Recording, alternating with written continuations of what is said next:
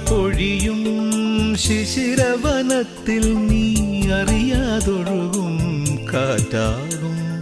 നിൻ മൃദുവിരലിൻ സ്പർശം കൊണ്ടെൻ പൂമരമടിമുടി തളിരണിയും